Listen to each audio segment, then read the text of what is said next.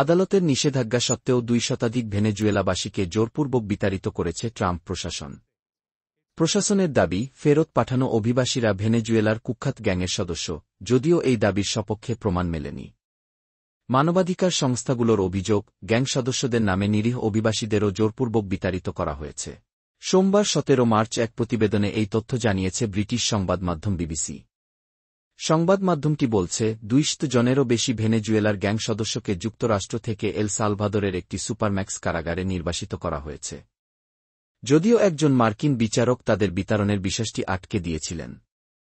গত শনিবার মার্কিন জেলা বিচারক জেমস ই বোয়াশবার্গ অভিবাসনপ্রত্যাশীদের নির্বাসন স্থগিতের আদেশ দিলেও ততক্ষণে শত শত অভিবাসী বহনকারী 2টি বিমান এল সালভাদর ও হন্ডুরাসের পথে রওনা দেয়া। লিখিত আদেশের অনুপস্থিতিতে প্রশাসন নির্বাসন প্রক্রিয়া অব্যাহত রাখে। বিচারকের রায়ের দিকে মজা করে প্রেসিডেন্ট বুকেলে সোশ্যাল মিডিয়ায় পোস্ট করেছেন, উফ, অনেক দেরি হয়ে গেছে গি। তার একটি পোস্টের সাথে সংযুক্ত একটি ভিডিওতে দেখা যাচ্ছে, হাত পা বেঁধে থাকা লোকদের লাইনে করে সশস্ত্র কর্মকর্তারা বিমান থেকে নিয়ে যাচ্ছেন। মার্কিন প্রেসিডেন্ট ডোনাল্ড ট্রাম্পের মিত্র বুকেলে লিখেছেন, আটককৃতদের তাৎক্ষণিকভাবে এল সালভাদরের কুখ্যাত মেগাজেল টেরোরিজম কনফাইনমেন্ট স্টোরে স্থানান্তর করা হয়েছে। এল সালভাদরের প্রেসিডেন্ট বলেছেন, তাদের 1 বছরের জন্য সেখানে রাখা হবে এবং এটি কি নবায়নযোগ্য হতে পারে।